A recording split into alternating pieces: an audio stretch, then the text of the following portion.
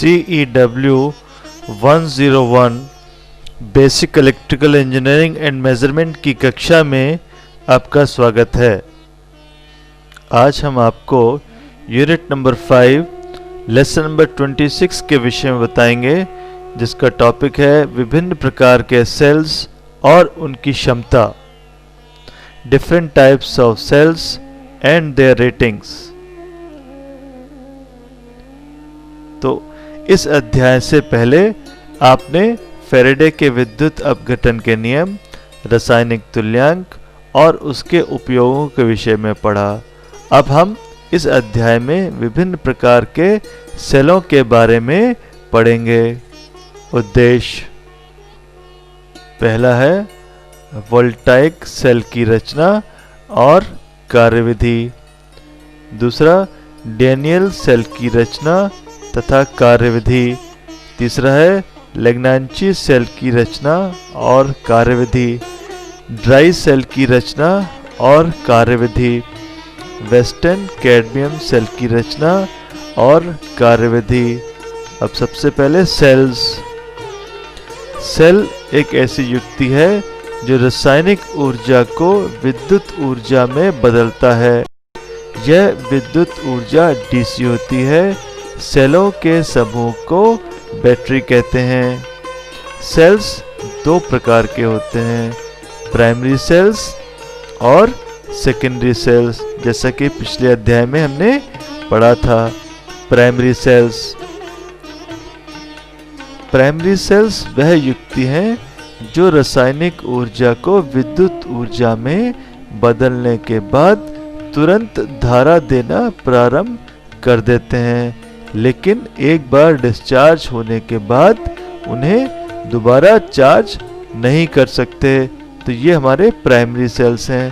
देखिए यहाँ पे एक प्राइमरी सेल्स दिखा है, जो पेंसिल सेल्स जो टॉर्च वगैरह में यूज करते हैं, ये प्राइमरी सेल्स हैं जो कि रिचार्जेबल नहीं है। उसी तरह से कुछ कॉइन सेल्स हैं, बटन सेल्स हैं। ये जो सेल्स हैं ये प्राइमरी सेल्स हैं। एक बार डिस्चार्ज होने के बाद इनको दोबारा से चार्ज नहीं किया जा सकता। उसी तरह से ये internal parts of button cell हैं। बटन सेल के इंटरनल पार्ट्स दिखाया है, कैथोड है, एनोड है, इंसुलेटर्स हैं, जिंक एनोड है, इसमें कैथोड है, और ये सब जिंक एनोड सेल है। ये सेल का सिद्धांत, प्रिंसिपल ऑफ सेल। जब कभी दो अलग अलग धातुओं की छड़ों या प्लेटें किसी रासायनिक घोल में डाली जाए तो इस छड़ों के बीच एक विद्युत वाहक बल EMF पैदा हो जाता है, जैसा कि इस चित्र में आपको दिखाया गया है। यहाँ पर एक एनोड है, जिंक है, और कैथोड जो है कॉपर है। इन दोनों को जब सॉल्यूशन के अंदर डालते हैं तो हम देखते हैं कि वोल्ट मीटर में एक वोल्टेज इंडिकेट करता है। तो ये वोल्टेज हमारा EMF है। तो इस तरह से सेल बनता है और उसमें EMF इंड्यूस्ड होता है। अगर इस विद्युत वाहक बल को किसी परिपथ में जोड़ा जाए तो उसमें एक विद्युत धारा बहने लगती है। जब हम करंट इससे लेते हैं या सर्किट को हम लोड में कनेक्ट करते हैं तो इसमें से करंट बहने लगती है, जैसा कि आप इस चित्र में देख रहे हैं। इसके अंदर पॉजिटिव प्लेट और नेगेटिव प्लेट जो इलेक्ट्रोड्स हैं, इसको जो हमने बाहर एक सप्लाई की जगह पर बल्ब से जोड़ा है, तो यहाँ बल्ब से कनेक्ट किया है तो करंट फ्लो होने लगी। तो इलेक्ट्रॉन्स जो है वो नेगेटिव से पॉजिटिव की तरफ चल रहे हैं और करंट जो है पॉजिटिव से नेगेटिव की तरफ चल रही है। तो ये करंट इसमें फ्लो हो रही है, बल्ब जल रहा है। तो बल्ब हमारा यहाँ पर एक लोड है। एक सेल के मुख्य 3 भाग होते हैं, इलेक्ट्रोड्स जो कि पॉजिटिव प्लेट और नेगेटिव प्लेट है, इलेक्ट्रोलाइट जो कि सॉल्यूशन है या कंसंट्रेट हो सकता है, और तीसरा जो है बर्तन, कंटेनर, जिसके अंदर ये इलेक्ट्रोड्स और इलेक्ट्रोलाइट रखे गए हैं। तो यहाँ देखिए, यहाँ पर पार्ट्स दिखाए गए हैं। तो ये जो है इसके अंदर अलग अलग पार्ट्स हैं। तो इस पार्ट्स में देखिए, इसमें इलेक्ट्रोलाइट है और पॉजिटिव प्लेट है, नेगेटिव प्लेट है। तो ये सब यहाँ पे दिखाया जा रहा है। अब इसके बाद एक कंपैरिजन, प्राइमरी सेलों का संक्षिप्त विवरण सारणी के रूप में नीचे दिया गया है। तो अब देखिए यहाँ पर ये टेबल दी है, इस टेबल में एक कंपैरिजन है कि सेल का नाम, पॉजिटिव प्लेट कौन सी होती है, नेगेटिव प्लेट कौन सी होती है, कौन सा इलेक्ट्रोलाइट यूज़ करते हैं और कितना वोल्टेज ये प्रोड्यूस करता है।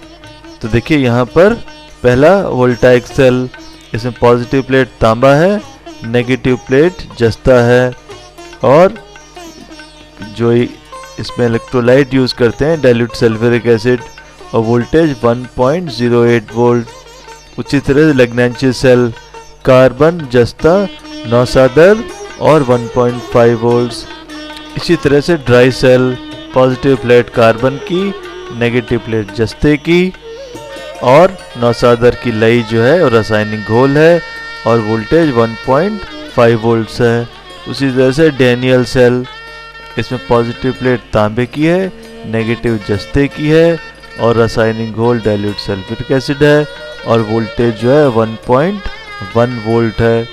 अगला बुनसन सेल है, इसमें positive plate carbon, negative plate जस्ता और इलेक्ट्रोलाइट डाइल्यूट सल्फ्यूरिक एसिड और 1.95 वोल्ट्स। उसी तरह से लास्ट है कैडमियम सेल, इसमें पारा जो है वो पॉजिटिव प्लेट है और कैडमियम अमलगम जो है वो नेगेटिव प्लेट है, और कैडमियम सल्फेट इसका घोल है, इलेक्ट्रोलाइट है, और वोल्टेज 1.0184। तो इस तरह से एक कंपैरिजन चार्ट है। ठीक है, अब सबसे पहले हम पढ़ेंगे वोल्टाइक सेल। तो वोल्टाइक सेल की रचना के बारे में पढ़ेंगे। इस सेल का आविष्कार अलेक्जेंडर वोल्टा नामक वैज्ञानिक ने किया था, इसलिए इसका नाम उसी पर पड़ गया। एक शीशे के आयताकार बर्तन में कुछ हल्का गंधक अम्ल डाइल्यूट सल्फ्यूरिक एसिड लेकर उसमें एक जस्ते की छड़ और थोड़ी दूर पर तांबे की एक छड़ डाल देते हैं। उस बर्तन में कोई रासायनिक क्रिया नहीं होती है। अब दोनों छड़ों को तांबे की एक तार से जोड़ दें तो तुरंत गैस हाइड्रोजन के बुलबुले तांबे की प्लेट से उठने लगते हैं। जैसा कि देखिए इस चित्र में दिखाया गया है, यहाँ पर एक कॉपर की प्लेट है, एक जिंक की प्लेट है, और जो हमने इनको एक्सटर्नल वायर लगाकर सर्किट कनेक्ट कर दिया तो हाइड्रोजन एटम के बबल्स कॉपर की प्लेट के पास से निकलने शुरू हो जाते हैं और केमिकल रिएक्शन शुरू हो जाता है, जिससे करंट फ्लो होना शुरू हो जाती है। और यदि तार को काटकर उसमें एक छोटा बल्ब जोड़ दिया जाए तो वह रोशनी देने लगता है, जिससे सिद्ध होता है कि तार में विद्युत चलने लगी है। इस उपकरण को वोल्टाइक सेल कहते हैं। जब जस्ते और तांबे की छड़ को तार से मिला दिया जाता है तो तार में विद्युत धारा तांबे की छड़ से जस्ते की छड़ की ओर चलने लगती है। डायरेक्शन देखिए इस चित्र में दिखाया है कि जो करंट का डायरेक्शन है वो कॉपर की प्लेट से निकलकर और जिंक की प्लेट की तरफ चलने लगता है। तांबे की छड़ को पॉजिटिव प्लेट और जस्ते की छड़ को नेगेटिव प्लेट कहते हैं। सेल का विद्युत वाहक बल EMF 1.08 वोल्ट्स होता है। तो देखिए यहाँ पर एक वोल्टाइक सेल दिखाया है, एक्चुअल शेप इस तरह की होती है। इसके अंदर कॉपर की प्लेट है और एक जिंक की प्लेट है। इसके ऊपर एक जिंक की प्लेट के ऊपर एक पोरस पॉट है जिसके अंदर जो है डाइल्यूट सल्फ्यूरिक एसिड भरा हुआ है और बाहर की तरफ जो है कॉपर सल्फेट भरा हुआ है। जब जस्ते की छड़ को हल्के गंधक के तेजाब सल्फ्यूरिक एसिड में डाला जाता है उस समय रासायनिक क्रिया शुरू होती है और यहाँ पर जिंक सल्फेट और हाइड्रोजन गैस बन जाती है। क्योंकि जिंक सल्फेट नेगेटिव चार्ज होता है इसलिए जिंक की छड़ नेगेटिव बन जाती है।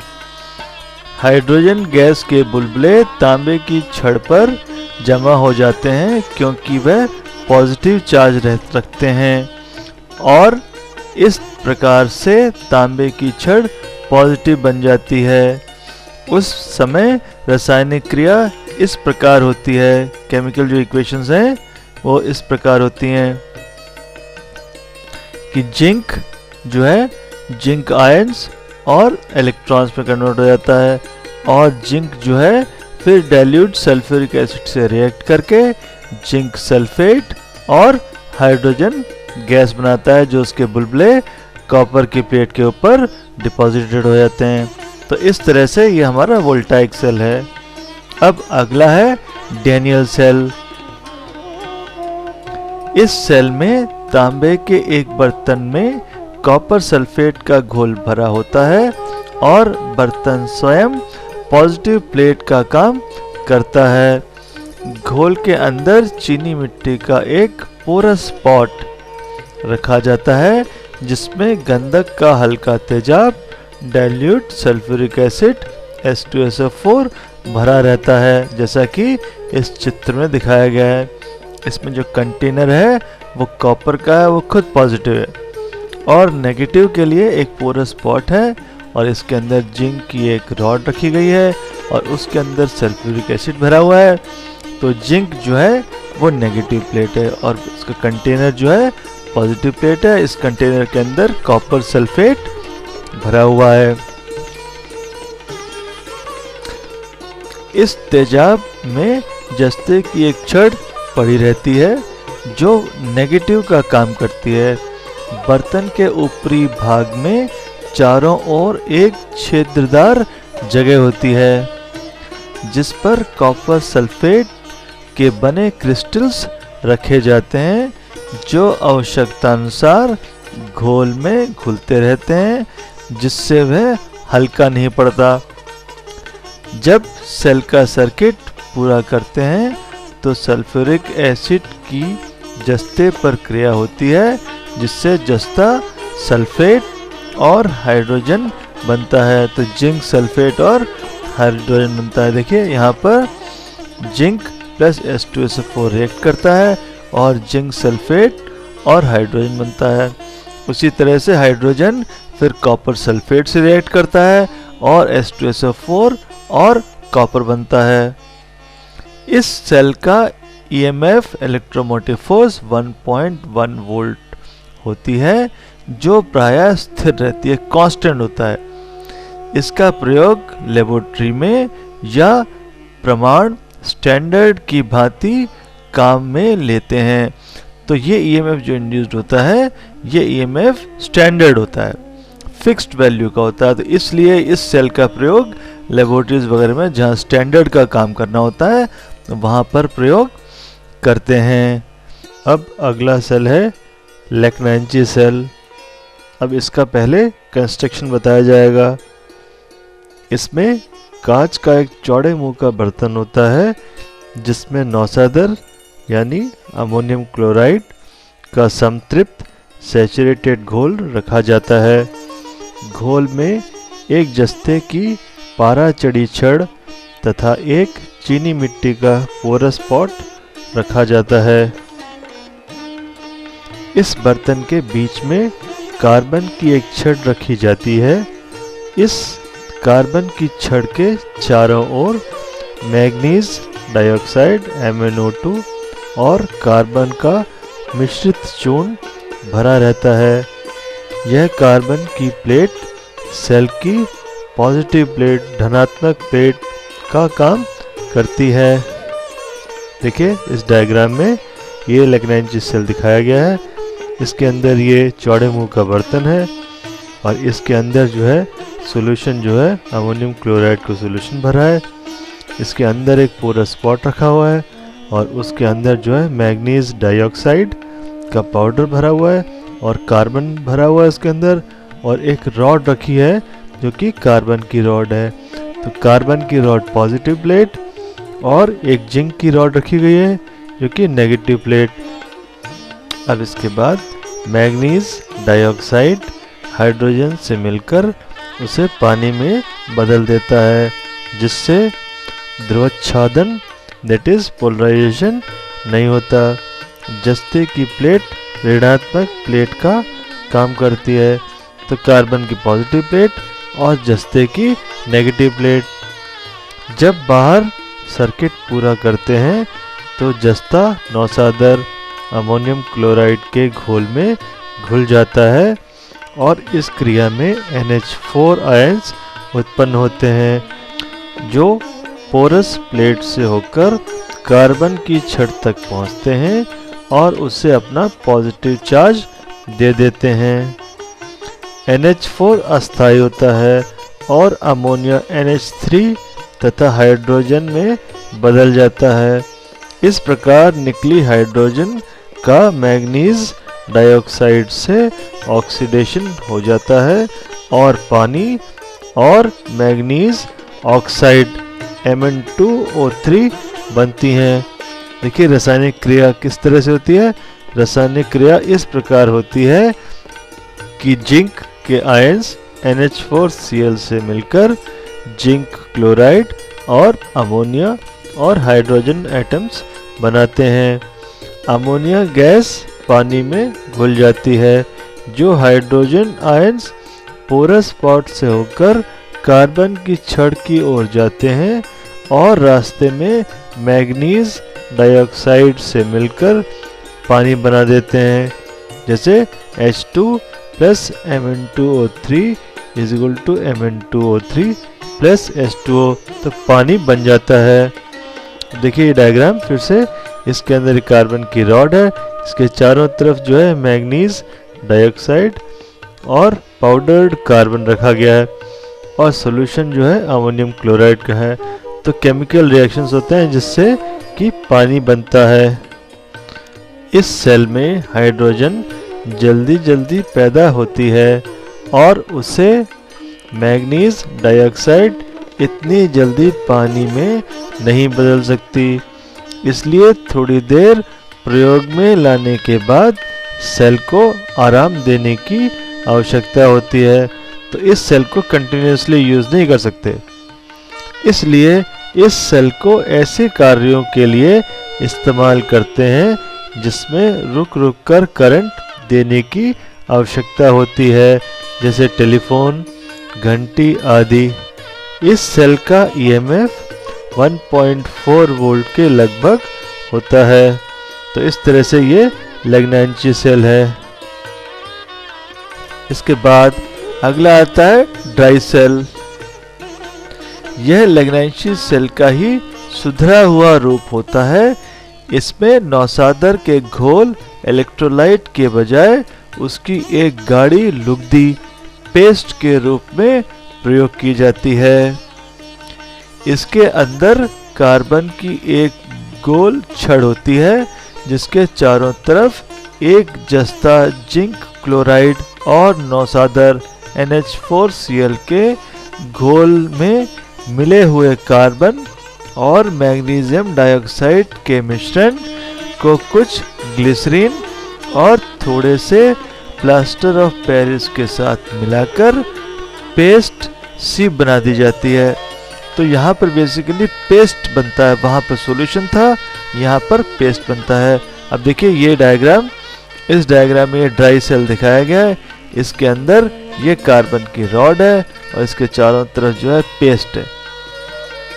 इस लई के ऊपर कपड़े के 2-3 परत लपेटकर फिर इसी लई का परत लगा देते हैं और इसको जस्ते के एक बेलनाकार बर्तन में रख देते हैं, जिससे कार्बन की छड़ पॉजिटिव प्लेट का काम करता है और जस्ते का बेलनाकार बर्तन नेगेटिव प्लेट का काम करता है। जैसे देखिए इस डायग्राम में बिल्कुल क्लियर हो रहा है। इस डायग्राम में एक कार्बन की छड़ है जो कि पॉजिटिव है और इसके ऊपर जो है बेलनाकार बर्तन जो है वो नेगेटिव प्लेट है जो कि जिंक की है और इसके अंदर ये एल्युमिनियम क्लोराइड और जिंक क्लोराइड ये सब है और मैग्नीशियम और डाइऑक्साइड का मिक्सचर, कार्बन की रॉड है, एयर का स्पेस है, ये सब चीज़ें इसके अंदर दिखाई गई हैं। बर्तन के चारों तरफ कागज या अन्य किसी कुचालक का परत लगा देते हैं। सेल के अंदर अमोनिया गैस बनती है जिसके निकलने के लिए सुराख भी होते हैं, होल्स होते हैं। इस सेल की क्रिया बिल्कुल लैग्रैंजी सेल की तरह की ही होती है। इसकी वोल्टेज 1.5 वोल्ट्स होती है। इस सेल को रेडियो, ट्रांजिस्टर, टॉर्च आदि में इस्तेमाल करते हैं। तो जो जनरली आप घरों में इस्तेमाल करते हैं वो इसी टाइप के सेल्स हैं। तो फिर से डायग्राम देखिए, ये जो सेल आप यूज़ करते हैं घर में, पेंसिल सेल है या जो बीच के साइज के सेल्स हैं, बड़े सेल्स, वो इसी टाइप के सेल्स हैं। अब आता है बुनसन सेल। इस सेल में कांच का एक बेलनाकार बर्तन होता है जिसमें हल्का तेजाब डाइल्यूट सल्फ्यूरिक एसिड भरा होता है। तेजाब में यू के आकार की जस्ते की एक प्लेट रखी जाती है जो कि सेल की नेगेटिव प्लेट होती है। इस प्लेट के अंदर एक चीनी का पोरस पॉट रखा जाता है जिसमें शोरे का तेजाब HNO3 भरा होता है। तेजाब के अंदर एक कार्बन की प्लेट रखी जाती है जो कि पॉजिटिव टर्मिनल का काम करती है। अब देखिए ये डायग्राम है। इस डायग्राम में कार्बन की रॉड है जो पॉजिटिव है और इसके चारों तरफ एक बेलनाकार बर्तन है जो कि नेगेटिव का काम करता है। ये जिंक का सिलेंडर है, नेगेटिव है, और बीच में जो है ग्लास, ये ग्लास का कंटेनर है और बीच के अंदर इसके अंदर सल्फ्यूरिक एसिड भरा हुआ है H2SO4। यह बुनसन सेल का चित्र है। जब सेल का सर्किट पूरा किया जाता है उस समय जस्ते पर गंधक के तेजाब सल्फ्यूरिक एसिड की प्रतिक्रिया से हाइड्रोजन पैदा होती है जो पोरस पॉट में होकर शोरे के तेजाब से मिलती है और उसकी ऑक्सीजन से संयोजन करके पानी बनाती है। तो केमिकल रिएक्शन क्या है? Zinc plus H2SO4 zinc sulphate plus H2, hydrogen जो है गैस आयंस में कन्वर्ट हो जाती है और हाइड्रोजन जो है HNO3 से रिएक्ट करके पानी और नाइट्रोजन ऑक्साइड बनाती है NO2। इस सेल में शोरे का तेजाब HNO3 डीपोलराइजर का काम करता है। इस सेल में नाइट्रोजन परऑक्साइड निकलती है जिसका धुआं हानिकारक होता है।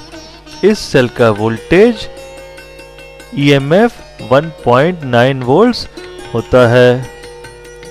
अब अगला है वेस्टर्न कैडमियम सेल।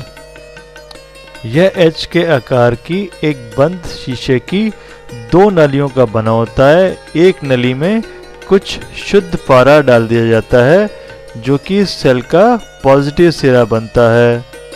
इसके ऊपर मर्क्यूरस सल्फेट के दाने क्रिस्टल्स रखे जाते हैं और दूसरी नली की तली में पारे और कैडमियम का अमलगम होता है जो सेल का नेगेटिव सिरा होता है।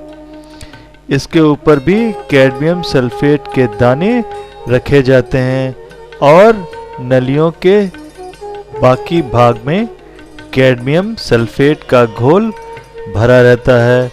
कैडमियम सल्फेट के दाने इसलिए रख दिए जाते हैं कि जिससे यह घोल को हल्का ना होने दें।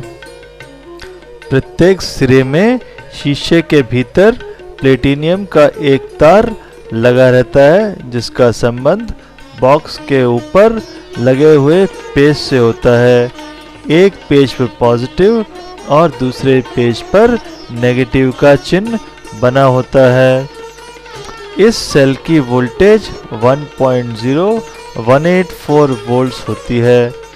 सेल का उपयोग तुलनात्मक कार कंपैरिजन में किया जाता है। तो ये इसका एक डायग्राम है जिसमें टर्मिनल देखिए, पॉजिटिव टर्मिनल और नेगेटिव टर्मिनल ऊपर बॉक्स के ऊपर दिखाए गए हैं जो कि नीचे से जो है कनेक्शंस अंदर से बाहर की तरफ आ रहे हैं। अब इसके बाद आता है सेल का विद्युत वाहक बल और पोटेंशियल डिफरेंस। तो ईएमएफ और पोटेंशियल डिफरेंस में क्या फ़र्क है?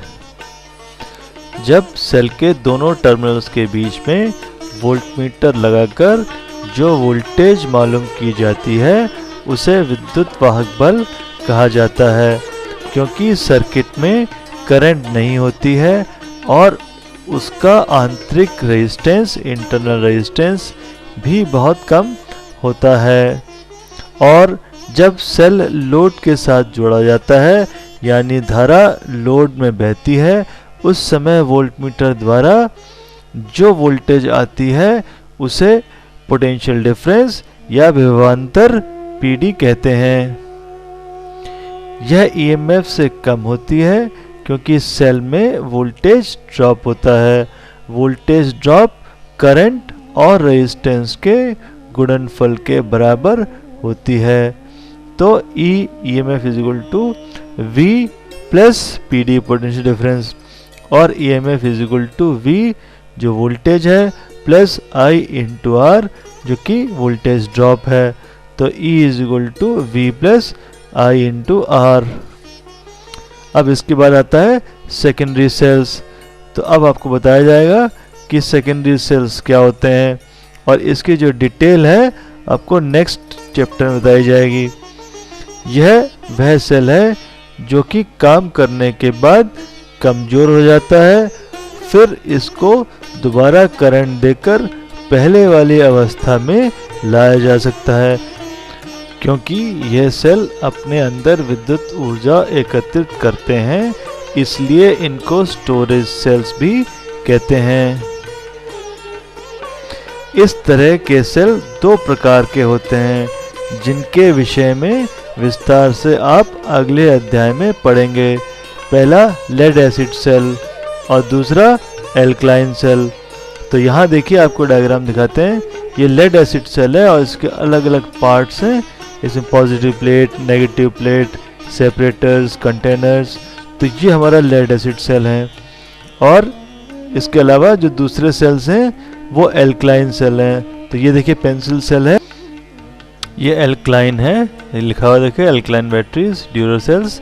ये भी रिचार्जेबल सेल्स हैं। तो एल्कलाइन सेल्स भी रिचार्जेबल होते हैं। अब इसके बाद सारांश, समिंग अप। इस अध्याय में हमने विभिन्न प्रकार के प्राइमरी सेल्स की बनावट, कार्यविधि के विषय में जानकारी ली। इसके बाद क्लास असाइनमेंट। अपनी प्रयोगशाला में प्रयोग में आने वाले प्राइमरी सेल्स की रचना तथा कार्यविधि के बारे में जानकारी लो तथा इनके विद्युत वाहक बल की गणना करो। तो वोल्टेजेस देखने कि किस किस तरह के कितने कितने वोल्टेजेस ये प्राइमरी सेल्स प्रोड्यूस करते हैं। इसके बाद प्रैक्टिकल।